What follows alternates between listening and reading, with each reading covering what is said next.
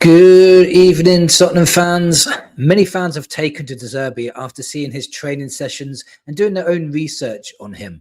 But many are also worried that he won't be able to implement his style fast enough. Therefore, they are fearful that Spurs may go down.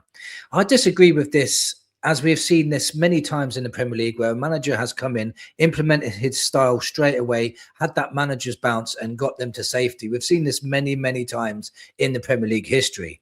Look what Ange did in his first 10 games of Spurs. We won 8 games, drew 2 in the first 10 games, undefeated, and we were playing some fantastic football.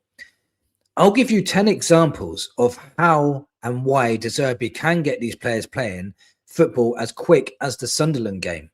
And if that's not enough, I'll show you what he did in the first 5 games when he was in charge of Marseille as well. So firstly, these are the sort of things he will do. He will be intense, focused daily training sessions. De Zerbi personally leads high energy sessions from day one, emphasizing repetition of core patterns like build-up shapes and pressing triggers.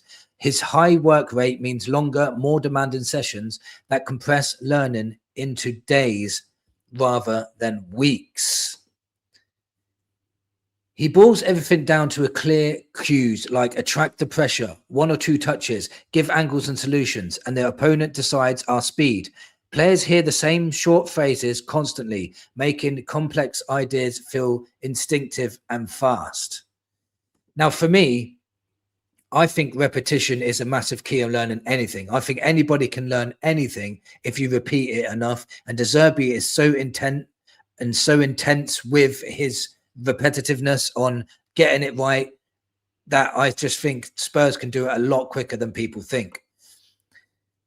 So his positional possession games and small-sided games. Training starts with type 4v2+1 or positional possession exercises in small spaces to drill ball retention under pressure. Quick decision-making and support angles. These progress quickly to larger games that simulate bait-in presses and artificial transitions. So he does video analysis with immediate feedback. So what he does, in short, is short targeted video sessions show exact movements.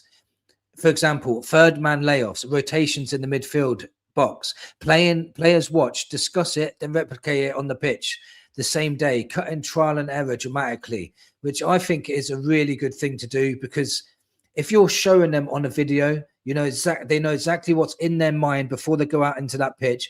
Then they implement it on the training field, and then De Zerbi's there to say whether it's good or bad. And if it's bad, he'll tell them to do it again. So I think it's really good that he uses video analysis as well. Also, he's got a hands-on pitch presence, which I just talked about just now. De Zerbi is still vocal and direct on the grass, stopping drills to correct or praise instantly. I think that's brilliant, that straight away he's not afraid to say that was wrong, but this is how you do it. And when they do it right, he's quick to praise. I think that's really good. I think that's good leadership when you do things like that. His passionate, no-nonsense style, seen in early Tottenham sessions, as we've all seen on the clips, builds quick understanding and accountability. Leveraging existing overlaps, prior styles, he highlights similarities to high possession and vertical elements players already know, framing his tactics as an evolution. Then this reduces mental resistance and speeds buy-in. And speed is what we definitely need a lot of. And what that means there is he will bring it up. A lot of these players used to play for Ange Postecoglou. So he will bring up the style of play that he had, the attacking outlet that he would have, and he would put it into a more of a structural way, but he'll say, this is exactly what I want you to be playing like. If you like Ange or if you don't like Ange, you have to admit we were playing absolute fantastic football under him at times. When everybody was fit, we were beating Manchester City 4-0, Aston Villa 4-1, and these same players were playing some fantastic football, I'm telling you. His high-intensity pressing and 1v1 focus. Sessions include aggressive man-to-man pressing drills and wide 1v1 scenarios to reward quick transitions after winning the ball. Players adapt faster because these elements deliver immediate rewards in matches, which I think is excellent as well. So creating 3 players through structured rotations. He drills simple rotation rules. Midfielders dropping, wing backs pushing in functional games. So players learn to create new numbers superiority and spare men without overthinking. So that's another good thing that he does as well. He implements a style of play with repetitiveness, and I can't speak today. And he absolutely drills it. And he'll be doing this all week, drilling it one by one. This is how we do it. Praise it when they do it well, and then criticize when they're not doing it well, and then correct them and do it again. And I was seeing this in the training session myself, and it looks really, really good. Now, urgency-driven selection on the job. Now, this is the key, I think, the most important thing of the whole thing. With only 7 games, he quickly identifies players who grasp concepts faster for the starting 11, while using in-game situations as live teaching moments. His track record at Brighton, quick results despite mid-season start, shows players often click under pressure when the system is logical and rewarding. So for me, I think that's a brilliant idea. I think what he will be trying to implement is trying to gauge which players can actually understand what he's talking about, grasp what kind of football he wants to play, and the positional awareness that he wants them to implement, especially making space when we've got the ball and quick 1-2 passing, 1 to 2 touch passing, and all that sort of thing. If he can get 11 that is on board with that, then he will play that 11. So he won't be looking at names, he'll be looking at who can deliver.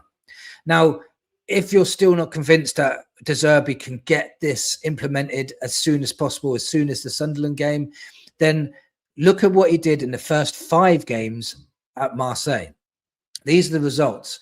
So his first game was against Brest. They won 5-0. It was a dominant opening win with high scoring attacking display. He then played against Reims as an entertaining draw, but then he played away to Toulouse and they got a comfortable away victory. They won at home to Nice, solid home win with their first clean sheet. Then they had a derby against Lyon and won away with a thrilling comeback. I think they were 2-0 down in that game and came back and won 3-2. So he's won 4 of the first 5 games for Marseille. So these players quickly adapted to this manager, and they quickly understood what he needed. It wasn't perfect at first. They were conceding a lot of goals as well as scoring a lot of goals, but they actually got this right very, very quickly. The way De Zerbi does it is makes it very, very simple. He makes it so the players can understand. He drills it into them. He also repeats it and repeats it and repeats it. Finds the players that can actually play this system and then plays them. And then after a few weeks, when the other players adapt, he implements these other players as well, which is really, really good. So for me, I don't believe this. You can't adapt straight away to a new manager. I really think you can, but let me know in the comments, what do you think? Do you think that these players can adapt quickly? Do you think we'll see a different Spurs when we play against Sunderland, or do you think these players just can't grasp any manager and they're just not good enough? Let me know in the comments what you think. Thank you for watching, and come on, you Spurs.